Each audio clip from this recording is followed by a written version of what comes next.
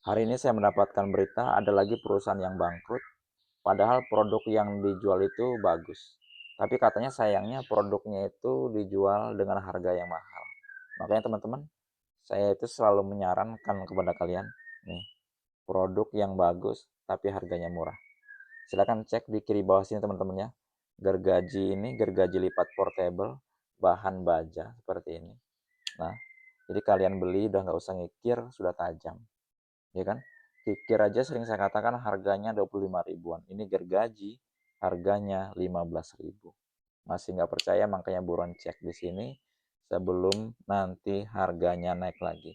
Ini hanya 15 ribu, barang sudah tajam seperti ini.